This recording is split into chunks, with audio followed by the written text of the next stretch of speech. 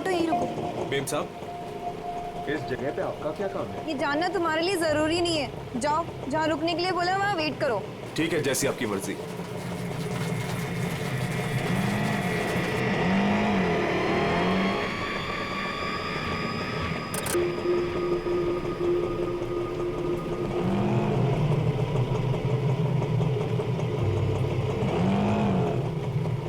अरे तुम गए नहीं अभी तक, जाओ। जी मेम साहब।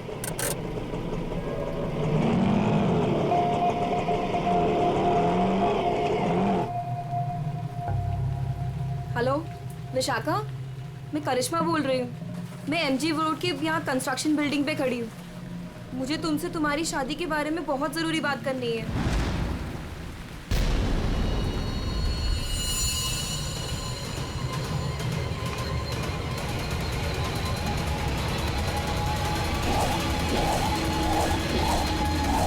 मेम साहब, मेम साहब, मेम साहब, कहाँ चली गई? मैं तो यहीं छोड़ के गया था। मेम साहब, मेम साहब।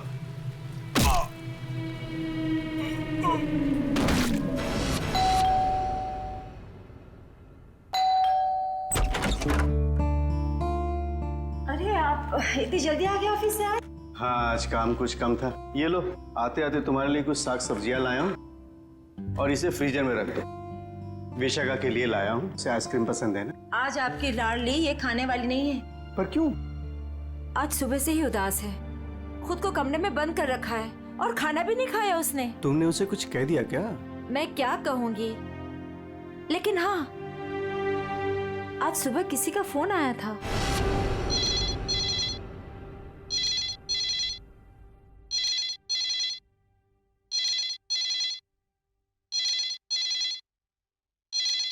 हेलो। हेलो, विशाखा बोल रही हो? जी हाँ, विशाखा बोल रही हूँ। देखो, मुझे तुमसे बहुत ज़रूरी बात करनी है। ये बात तुम्हारी शादी के बारे में है। शादी? कौन सी शादी? मुझे इस बारे में कोई बात नहीं करनी है। प्लीज मुझे दोबारा कॉल मत कीजिए।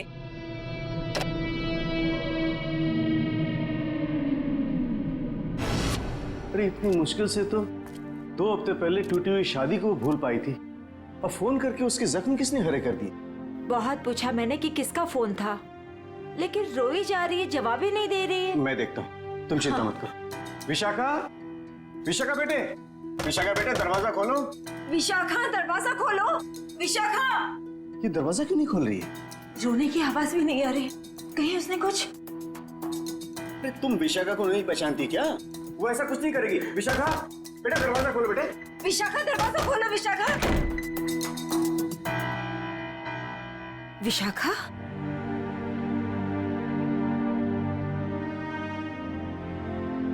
विशाखा बेटे, वो शादी वाले फोन कॉल से चिंता में है ना तू?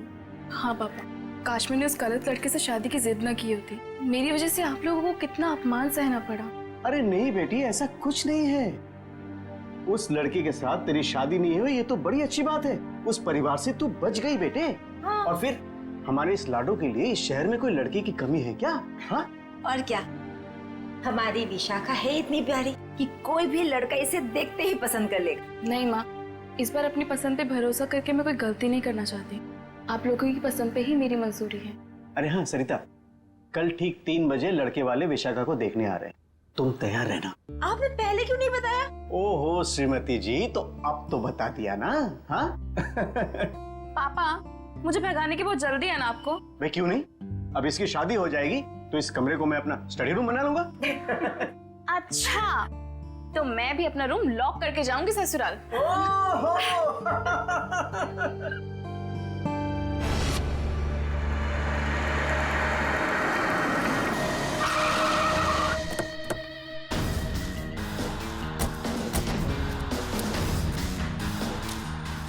भाई साहब, मैं यहाँ का बचपन, मैंने ही आपको फोन किया था। लाश कहाँ पर है? जी उस तरफ। चलो दिखा। जी।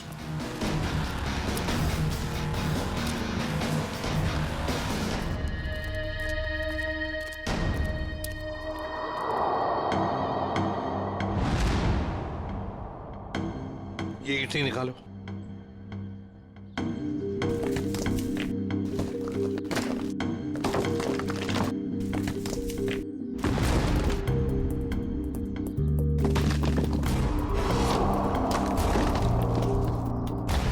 लगता है लाश को छुपाने की पूरी कोशिश की, लेकिन पूरी तरह से कामयाब नहीं हुआ है। हाँ, छुपाने की तो बहुत कोशिश की है, मगर जरूर कुछ ना कुछ तो भूल गया है वो। कोई ना कोई सुराग तो हमें जरूर मिलेगा। वैसे लाश ज्यादा पुरानी नहीं दिख रही है। एक काम करो, बाहर निकालो इसे आराम से, संभल के।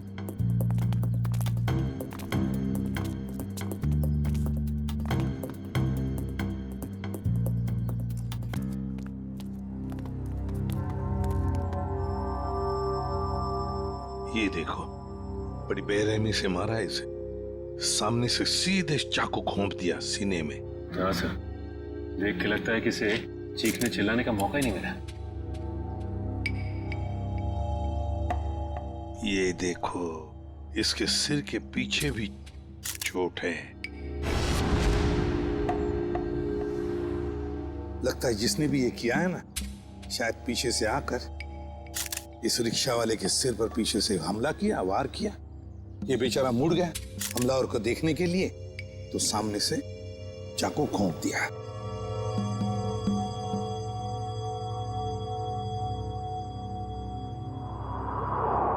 जेब में कुछ भी नहीं। लेकिन सर, कोई रिक्शा वाले को क्यों मारेगा? फिर इस रिक्शा वाले को पैसे के लिए तो कोई नहीं मारेगा। हो सकता है इस रिक्शा वाले का किसी के साथ झगड़ा वगड़ा हुआ होगा या आपसी दुश्मनी हो, लेकिन अगर इसकी लाश यहाँ पर है, रिक्शा कहाँ पर होगी?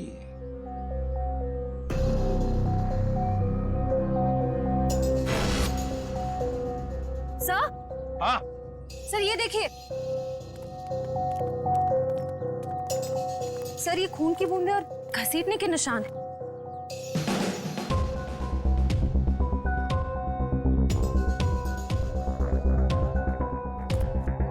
ये देखो, लगता है जिसने भी ये किया है, इस रिक्शा वाले को यहाँ से घसीट कर वो लेकर गया वहां ईंटों में छुपाने के लिए। वो क्या है?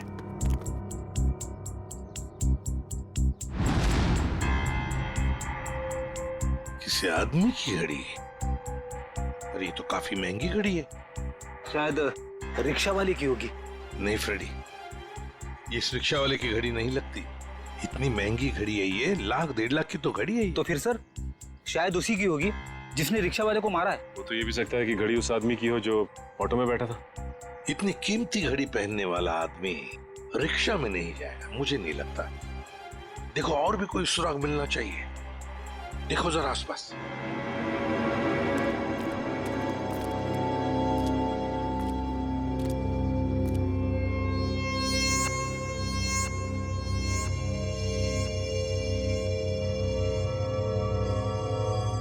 अरे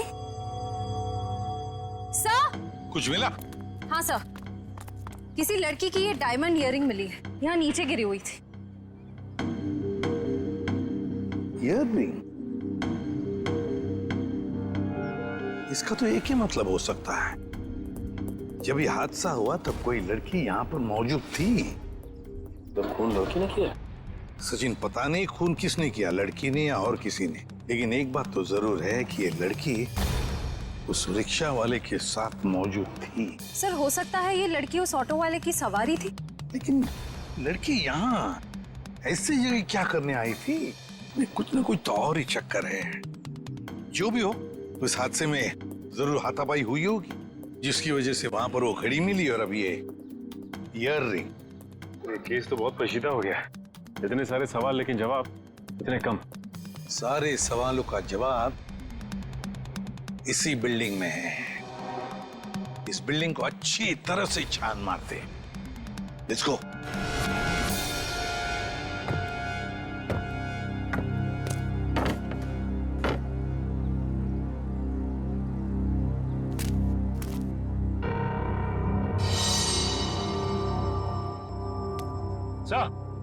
हाँ सचिन, क्या हुआ? ये देखिए, सीढ़ियों पे खून की बूंदें। हाँ, ये देखो, सर ये तो बहुत ही अजीब बात है। लाश वहाँ पर और खून की बूंदें यहाँ। मुझे तो कुछ और ही आ रहा है दिमाग में। कहीं और एक लाश तो नहीं इस बिल्डिंग में? ऊपर चलकर देखते हैं, देखते ये खून के धब्बे कहां तक है।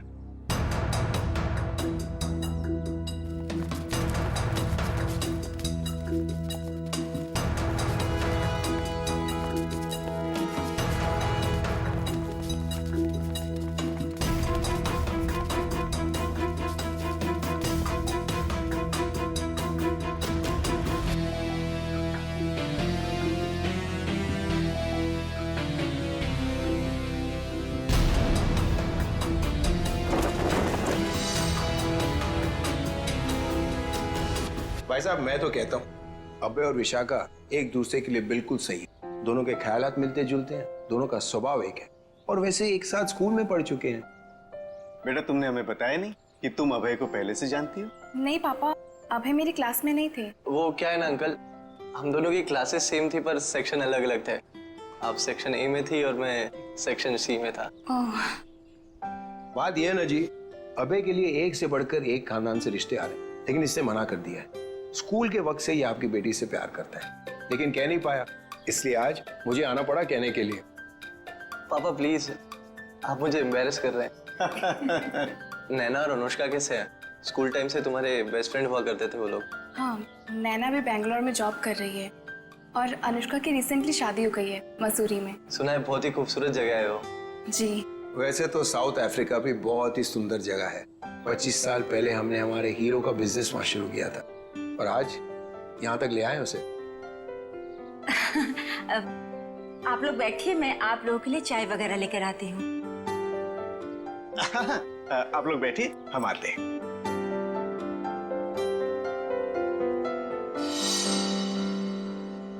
क्या बात है सरिता, क्या हुआ?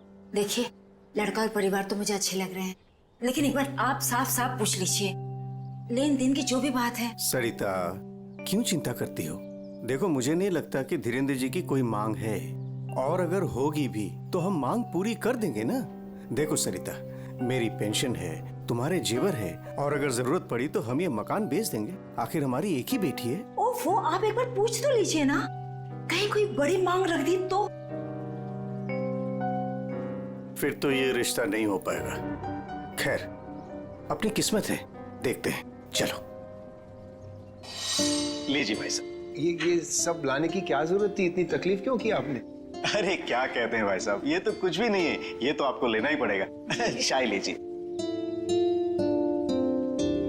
ये लो बेटे।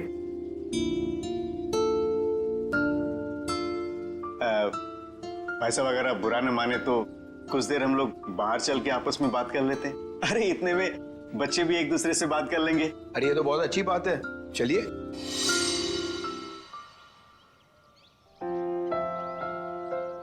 भाई साहब, आपका बेटा हमें बहुत पसंद है। मुझे भी बिल्कुल विशाखा जैसी बहू चाहिए थी। अगर विशाखा अभय को पसंद करे। उसकी फिक्र आप मत कीजिए, हमारी मंजूरी में ही उसके यहाँ है। ये तो बड़ी अच्छी बात है, तो मैं बात पक्की समझूं? जी जरूर। धीरेन्द्र जी, अगर आपकी कोई मांग हो तो आप मुझे। ये कैसी बात कर ली आप लोगों ने? अरे भाई, भगवान का दिया हुआ सब कुछ है हमारे पास। आपकी बेटी सिर्फ 2 जोड़ी कपड़ों में चाहिए, ये आप कर पाएंगे या नहीं? मुझे समझ में नहीं आता कि मैं आपका ये कर्ज कैसे चुका पाऊंगा। लेकिन हमारी एक शर्त है। शर्त? ये शादी 2 दिनों में हो जानी चाहिए। 2 दिनों में शादी की तैयारियां हम कैसे कर सकते हैं? देखिए, ये हमारी एक ही बेटी है, हम चाहते हैं कि उसकी शादी बड़े धूमधाम से हो, इसलिए थोड़ा अगर आप हमें वक्त दे दे तो। देखिए भाई साहब, मैं आपकी बात समझता हूँ, लेकिन 3 दिनों के अंदर मुझे साउथ अफ्रीका पहुंचना है। सिर्फ मेरे बेटे की वजह से मैं अपना पूरा कारोबार छोड़ के आया हूँ। अगर आप ये नहीं कर पाओगे तो ये रिश्ता नहीं होगा। हाँ? सोच लो आप लोग।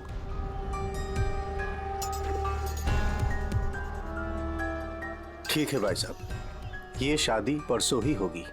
ये तो बहुत अच्छी बात है, मुबारक हो। देखिए, आप शादी की तैयारियां कीजिए, पैसे की चिंता न कीजिए, वो हम करेंगे। जी।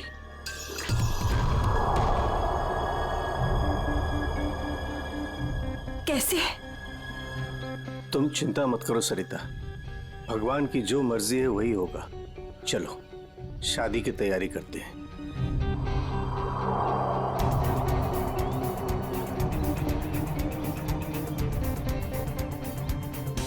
पता नहीं मुझे ये सब ठीक क्यों नहीं लग रहा है। शादी ब्याह जैसी चीज जल्दबाजी में करना, कहीं हम गलत निर्णय तो नहीं ले रहे?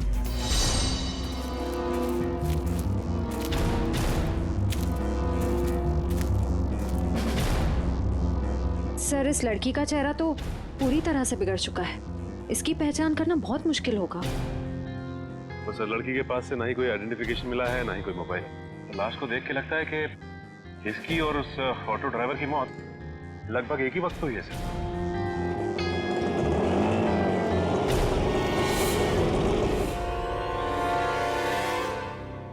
सर, ये लावारिश रिक्शा यहाँ से थोड़ी दूर पे खड़ी हुई थी, लोगों ने मुझे बताया। और सर, ये रहे रिक्शा के पेपर्स। वो लाश इसी रिक्शा ड्राइवर की थी, चमन नाम था उसका। और सर, ये फोटो भी लगी उसकी। हाँ, चमन खुद मालिक था इस रिक्शा का। और कुछ मिला? हाँ सर, मोबाइल मिला है सर, लेकिन सर बैटरी डाउन है इसकी। ठीक है, कोई बात नहीं, इसमें से हमें बहुत कुछ इंफॉर्मेशन मिल सकती है।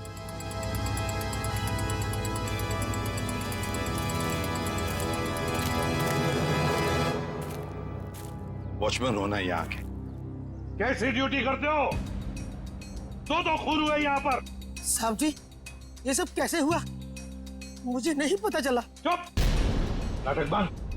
जरा याद करके बताओ, क्या कोई आया था यहाँ पर इस रिक्शा में से? कोई नहीं आया था इस रिक्शा से। ये कैसे हो सकता है? हाँ? कोई बिल्डिंग से ऑटो दूर क्यों खड़ा करेगा? बताओ कौन आया था? हाँ साहब जी, याद आया, जब मैं खाना खाने गया था ना, जरूर कोई आया होगा। झूठी करते हो।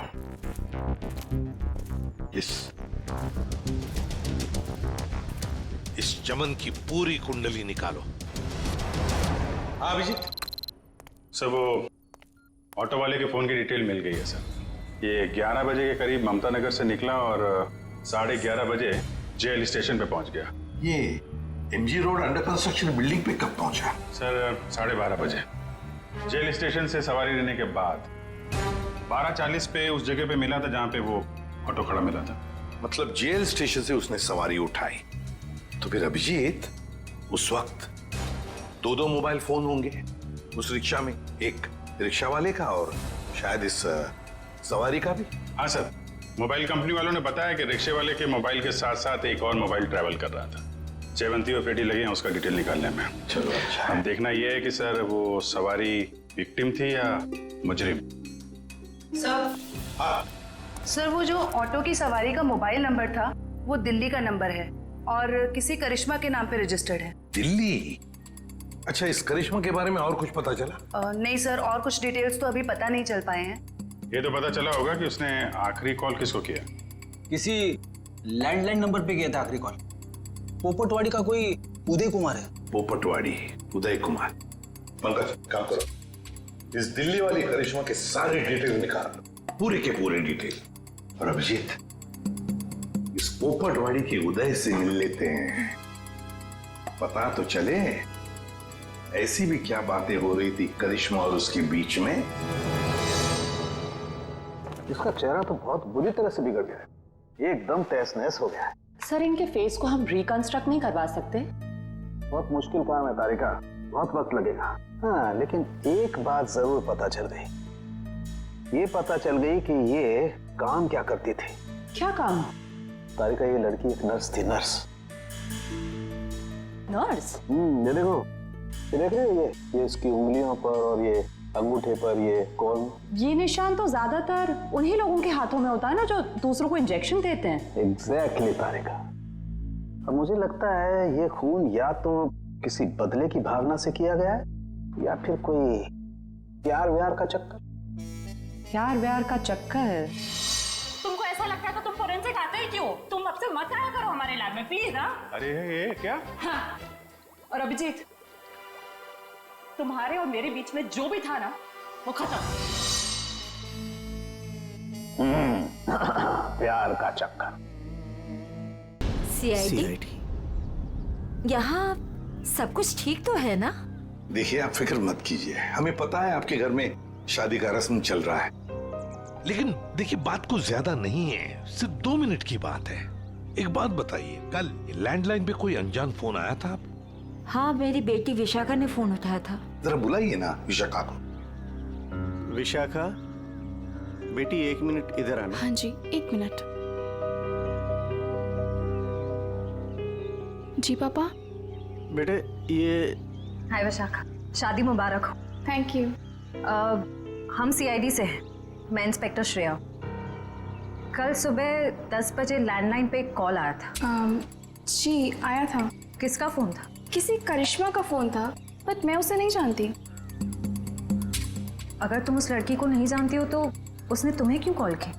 दरअसल वो मुझसे मिलना चाहती थी, पर मैंने उसे मना कर दिया। तुम तो कह रहे हो तुम उसे जानती तक नहीं, फिर भी वो तुमसे बात करना चाहती थी। कोई ना कोई तो वजह जरूर होगी, हैं? बताओ। शायद वो मेरी शादी के बारे में कुछ बात करना चाहती थी। क्या क्या बात करना चाहती थी? कुछ बताया उसने? जी, तब तक तो मुझे भी नहीं पता था कि मेरी शादी होने वाली है। वो शायद मेरी पिछली शादी के बारे में बात करना चाहती थी। मतलब विशाखा, तुम्हारी पहले भी एक शादी तय हो चुकी थी जो टूट चुकी है। देखिए प्लीज, अगर इस बारे में इस वक्त बात न करें तो अच्छा होगा। बड़ी मुश्किल से उस सदमे से ये उभर पाई है। प्लीज। पापा, इट्स ओके, मुझे उस बात से कोई फर्क नहीं पड़ता है। पर आप इस फोन कॉल के बारे में मुझसे इतने सवाल क्यों पूछ रहे हैं? दरअसल बात यह है कि करिश्मा नाम की उस लड़की का। एक मिनट में समझाता हूँ। देखिए, ये करिश्मा जिसने फोन किया था यहाँ पर, हम उससे मिलना चाहते हैं एक केस के सिलसिले में। ये करिश्मा कोई मुजरिम है क्या? क्या इसने कोई जुल्म किया है और ये मुझसे क्यों बात करना चाहती है? देखो, करिश्मा मुजरिम है या नहीं ये अब तक तय नहीं हुआ है। खैर छोड़ो, आप लोग शादी की तैयारियां करो। और विशाखा, हम सब की तरफ से शादी मुबारक हो। Thank you.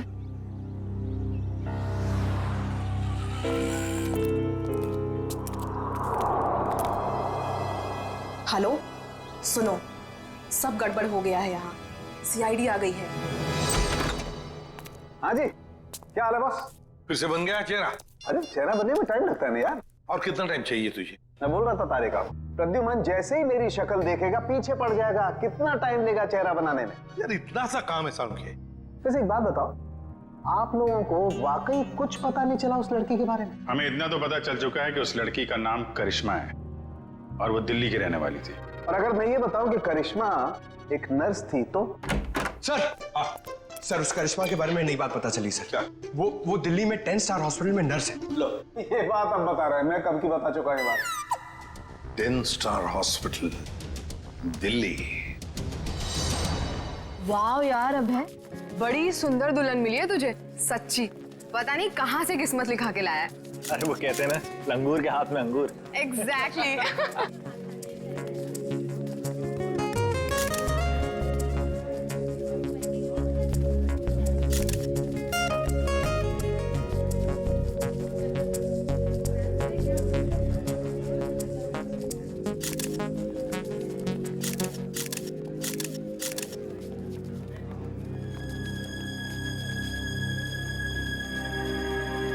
उदय जी, आप रो रहे हो? सब ठीक तो है ना? ये तो खुशी के आंसू हैं। आज अपने बेटी को दुल्हन बना जो देख पा रहा हूं मैं, इसलिए। आपसे कुछ बात करनी थी। हाँ हाँ, तो कहिए ना। यहाँ कहना ठीक नहीं होगा, जरा अंदर चलिए ना। क्यों, हमसे शादी में कुछ कमी रहेगी है क्या? नहीं, वो सब ठीक है, A1। देखिए, सारे मेहमान आ रहे हैं, अगर हम यहाँ से चले गए तो कुछ परेशानी हो जाएगी। फेरे हो जाए, उसके बाद दोनों बैठ करके बातें करते हैं। देखिए, मेहमानों को छोड़िए, आप अंदर चलिए, वरना ये शादी नहीं होगी।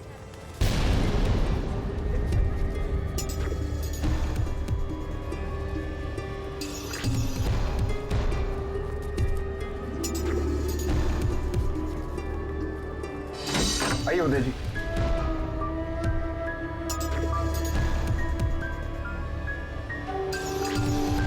धीरेन्द्र जी, बात क्या है आप बताइए ना। देखिए, मेरी परेशानी बढ़ती जा रही है। अरे भाई, परेशान होने की कोई बात नहीं। एक छोटी सी रिक्वेस्ट है। कैसी रिक्वेस्ट? आपको याद है मैं आपके घर आया था आपकी बेटी को देखने, और मैंने आपको कहा था मुझे दहेज बिल्कुल नहीं चाहिए।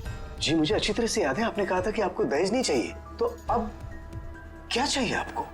मैं अपनी जुबान का पक्का हूँ, कहा ना दहेज नहीं चाहिए, दहेज नहीं लूंगा। हाँ मगर आपको दहेज नहीं चाहिए तो क्या चाहिए?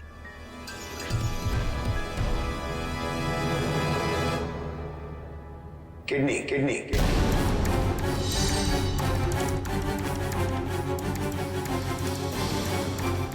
किडनी? पर किसकी? मैं शायद आपको बताना भूल गया कि मेरी तबीयत दरअसल ठीक नहीं रहती, और जल्द से जल्द अगर किडनी ट्रांसप्लांट नहीं हुआ तो मैं ज्यादा दिन नहीं बच पाऊंगा। Kidney transplant? देखिए, आपकी बेटी की शादी है और कुछ ही दिन बाद उसका ससुर यानी कि मैं मर जाए तो आपको कैसा लगेगा? पर धीरेन्द्र जी, मैं अपनी किडनी कैसे, मेरा मतलब। मैंने पूरा पता लगा लिया है, हम दोनों की किडनीज मैच होती हैं। अच्छा, तो इसका मतलब ये शादी ब्याह ये सब ढोंग है। दरअसल आपको मेरी किडनी चाहिए, इसलिए आपने ये सब। अब फेरों में 2 घंटे और, बहुत समय आपके पास, सोच लीजिए। और वैसे भी हम दोनों एक परिवार का हिस्सा बनने जा रहे हैं, तो एक परिवार वाले का फर्ज बनता है दूसरे परिवार वाले की जान बचाने का।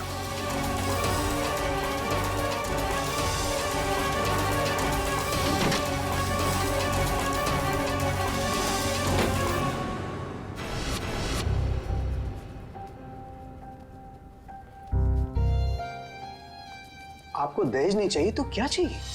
Kidney kidney kidney.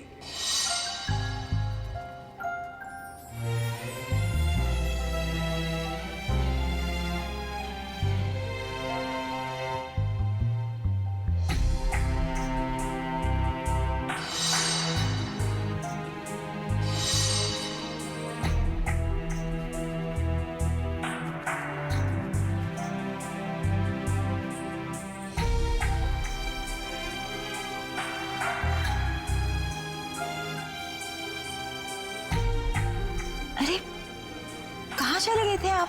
कुमार साहब आए हैं अपनी पत्नी के साथ, वो आपको ढूंढ रहे थे।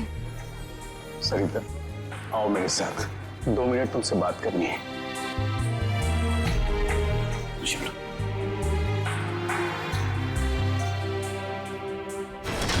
आओ सरिता। क्या हुआ, मुझे बताएंगे भी? सरिता, दरवाजा बंद कर दो, बताता हूँ।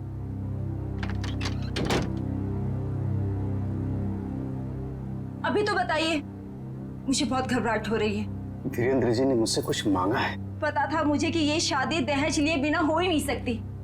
वैसे कितने पैसे मांगे हैं उन्होंने? नहीं, उन्होंने मुझसे पैसे नहीं मांगे। तो फिर? सरिता, उन्होंने मुझसे मेरी किडनी मांगी है। किडनी? हाँ सरिता। हे भगवान, इसका मतलब ये सब शादी वादी ढोंग है। वो आपकी किडनी लेना चाहते हैं? मुझे भी यही लग रहा है। ये अचानक से उनका मेरे घर आना, फिर 2 दिन में शादी, और अब ये सब कुछ। सरिता, मुझे तो इसमें बहुत बड़ी साजिश लग रही है। तो क्या अब हमारी विशाखा की शादी फिर से टूट जाएगी? अगर मैंने किडनी नहीं दी तो ऐसा ही होगा। ना सरिता, तुम मत रो।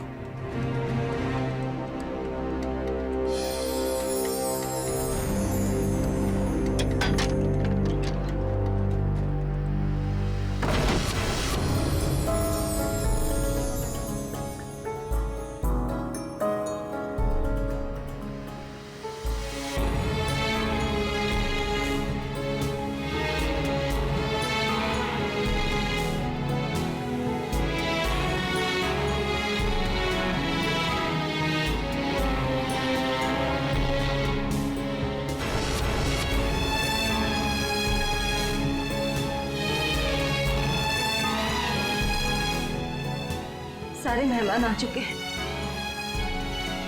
और अगर इस बार भी हमारी विशाखा की शादी नहीं हुई तो वो पूरी तरह टूट जाएगी। एक जख्म तो वो पहले ही खा चुकी है, लेकिन अब दोबारा वो बर्दाश्त नहीं कर पाएगी।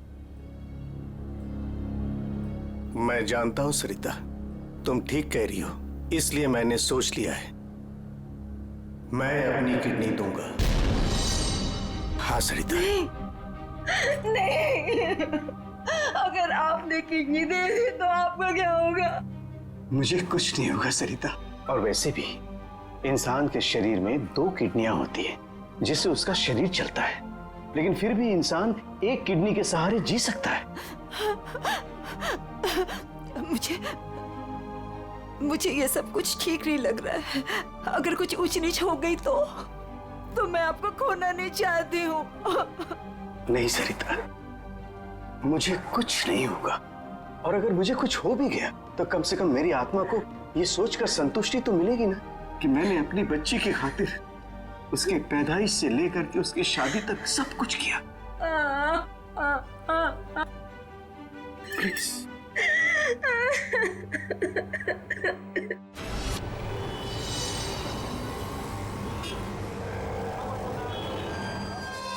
हेलो सर, मैं अनुज, इस हॉस्पिटल का डीन। करिश्मा की मौत की खबर सुनकर आई एम शॉक्ड। वो बहुत ही काबिल नर्स थी। वैसे डॉक्टर साहब, एक बात समझ में नहीं आ रही है, ये करिश्मा ने अचानक से छुट्टी क्यों ली और फिर यहाँ से मुंबई चली गई? कोई खास वजह थी क्या छुट्टी लेने में? उसने छुट्टी ली और यहाँ से चली गई। अब यहाँ से जाने के बाद वो कहाँ गई, किस लिए गई, इसके बारे में हमें कुछ नहीं पता। देखिए, हम लोग करिश्मा के घर गए थे, लेकिन वहाँ से कोई ज्यादा जानकारी मिली नहीं है। क्या आप बता सकते हैं कि यहाँ पे करिश्मा को कोई सामान वगैरह पड़ा है? आप चाहें तो करिश्मा का लॉकर देख सकते हैं। जी हाँ, जरा दिखाइए लॉकर। आइए। चलिए। अरे सर, इस लॉकर को देखकर मुझे मेरी नानी की अलमारी याद आ गई। वो भी अपना सारा सामान ऐसे ही ठूस ठूस के रखती थी। सर, ये तो किसी मरीज की मेडिकल रिपोर्ट है। किसकी फाइल है ये? दे उदय कुमार। उदय? विशाखा के पिताजी उदय कुमार? कमाल है, इस फाइल को तो हॉस्पिटल के रिकॉर्ड रूम में होना चाहिए। ये करिश्मा के लॉकर में कैसे? मतलब ये करिश्मा उदय जी और उसके परिवार वालों को जानती थी? वो परिवार वाले तो बता रहे थे कि वो करिश्मा को जानते ही नहीं। जरा बताइए, किस चीज का इलाज चल रहा था उदय का?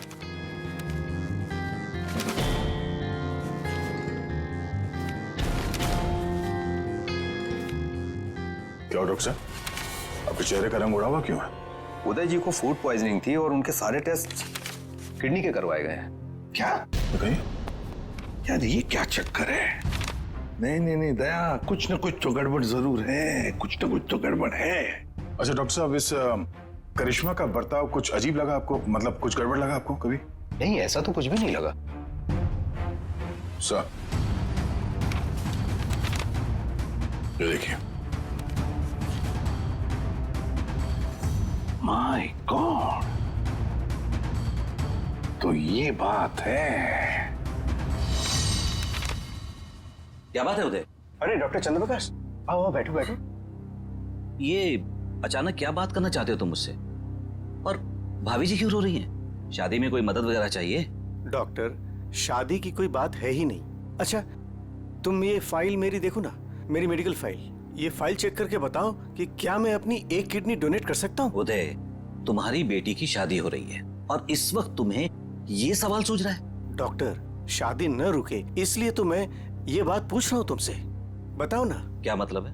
मतलब मैं बाद में तुम्हें समझाऊंगा। तुम पहले मुझे ये बताओ कि मैं एक किडनी के सहारे जी सकता हूँ या नहीं। बताओ डॉक्टर, मुझे प्लीज बताओ ना।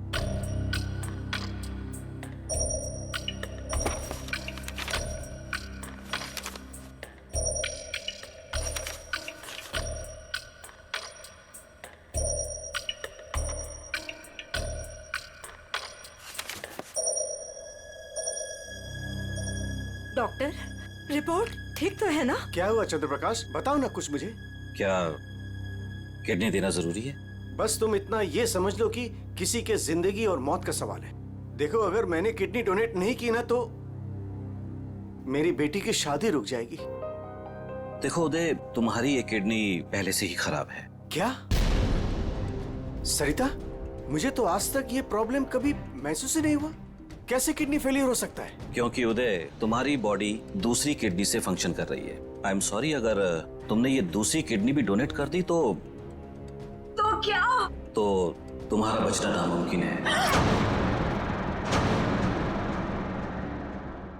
किडनी डोनेट करने के लिए तुम मेडिकली फिट नहीं हो। देखो, ऐसा मत कहो डॉक्टर, मुझे ये किडनी दान करनी ही पड़ेगी किसी भी हालत में। डॉक्टर प्लीज जरा चेक करके बताओ, कोई तो रास्ता निकालो।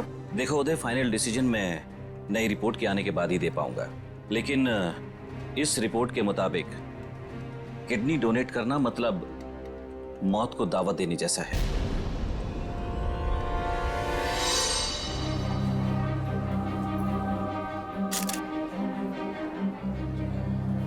आओ।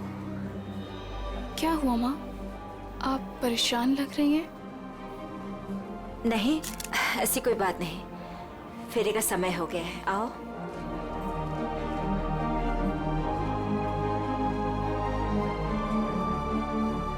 अरे उदय जी, आप ही को ढूंढ रहा था। फेरे लगवाएं या फिर मैं बारात वापस? जी नहीं, बारात वापस ले जाने की नौबत नहीं आएगी। मुझे पता था आप बड़े समझदार इंसान हो, सही डिसीजन लिया। और वैसे आप अपनी बेटी को इतना प्यार जो करते हो, आइए। यकीन नहीं आ रहा है दया, शादी के नाम पे ऐसी सौदेबाजी।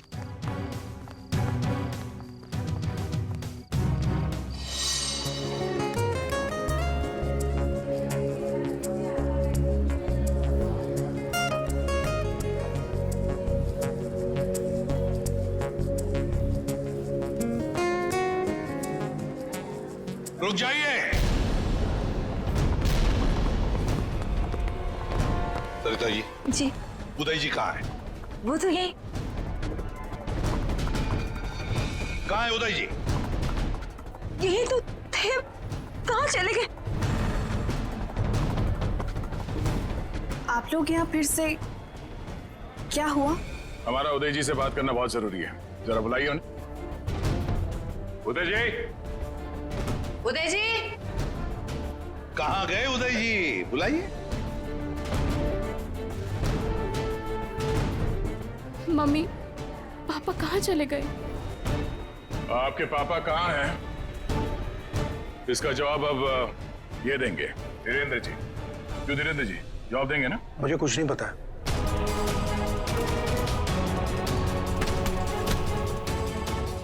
नहीं पता तो सड़क कहाँ है यार?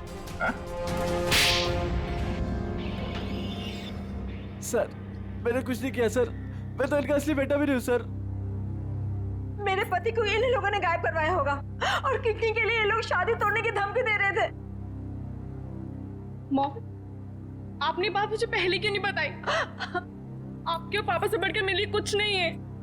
शर्म आनी चाहिए तुम्हें। शादी जैसे पवित्र बंधन के आड़ ऐसा घिनौना अपराध करते हुए। सर मैं मानता हूँ, इसी प्लान के जरिए मैंने किडनियों का व्यापार किया। क्या? शायद इसीलिए उन गुनाहों की सजा है कि मेरे खुद की किडनी बेकार हो गई। लेकिन इस बार सर, मैं खुद की जान बचाने के लिए कर रहा था। इसके लिए किसी और की जान चली जाए। अब बताओ, करिश्मा को क्यों मारा? सर मैंने करिश्मा को नहीं मारा, बल्कि वो तो मेरी मदद करती थी मरीज ढूंढने में। सर इस बार मैंने गैंग वालों को बताया बिगैर एक किडनी गायब कर दी। उसी बात को लेकर वो मुझे ब्लैकमेल कर रही थी कि वो बाकी गैंग वालों को और विशाखा को ये बात बता देगी। इसीलिए तुमने करिश्मा को मारा? इसीलिए? नहीं सर, मेरा यकीन मानो, मैंने उसे नहीं मारा। मुझे लगता है कि सर, उसके मौत के पीछे मेरे बाकी गैंग वालों का हाथ है। कौन है तुम्हारे साथी? कहाँ लेकर गए उदय को? किडनी निकलवाने। ऑपरेशन शायद शुरू भी हो गया होगा। कहाँ हो रहा है ये किडनी निकालने का ऑपरेशन?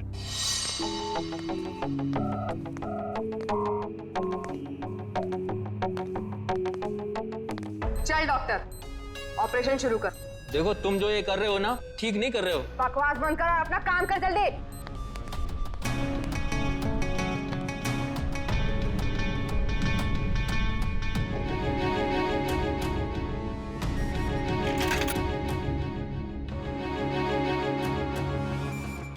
अबे जल्दी करना।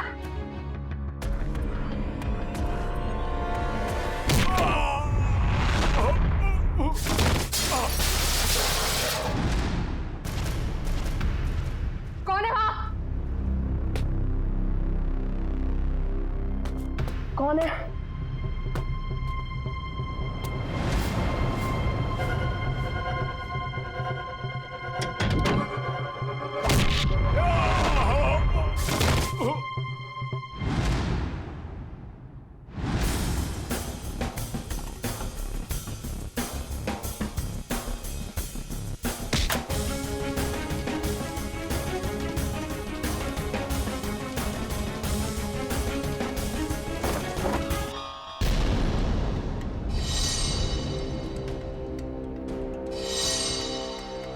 अपने जुर्म का इनाम तो लेती जाओ।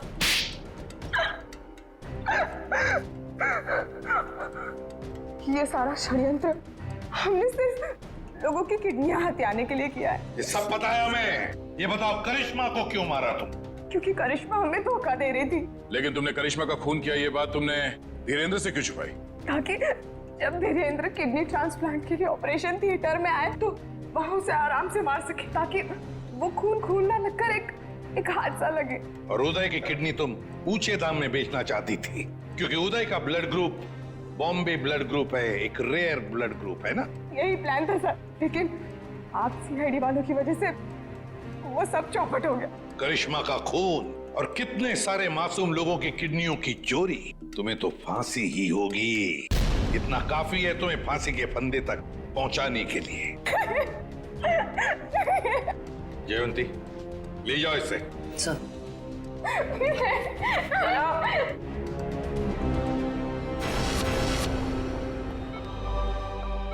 कैसे आप? तबीयत कैसी है आपकी? पापा ठीक तो है आप? सरिता, विशाखा बेटी, तुम लोग रो क्यों रहे हो? क्या हुआ मुझे? मैं आपसे कभी बात नहीं करूंगी। आपको क्या लगा मेरी शादी आपकी जिंदगी से ज्यादा जरूरी है? ऐसी कोई बात नहीं। दरअसल मैं और सरिता, हम तो सिर्फ तुम्हारी खुशी चाहते हैं बेटे। मेरी खुशी आपसे है, आपसे है। माना बाकी लड़कियों की तरह मेरा भी सपना है कि मेरा भी एक अच्छा पति हो, लेकिन वो पति मुझे अपने पिता की कीमत पर बिल्कुल नहीं चाहिए। देखा उदय जी, आपकी बेटी विशाखा कितनी समझदार है, सियानी है और सही बोल रही है। एक बात हमेशा ध्यान में रखना, बेटी घर का सम्मान होती है, सुख होती है, खुशी होती है। और उसके हाथ पीले करना तो सौभाग्य की बात होती है, लेकिन उसके लिए माता पिता को अपनी जान दांव पर लगाने की कोई जरूरत नहीं। एसीपी साहब, मैं आपसे वादा करता हूं, चाहे कुछ भी हो जाए, मगर मैं इंतजार करूंगा। अब की बार मैं अपनी बेटी का हाथ सिर्फ उसी को दूंगा जो इसके लायक हो। आप सबका बहुत बहुत शुक्रिया बेटी। Thank you very much.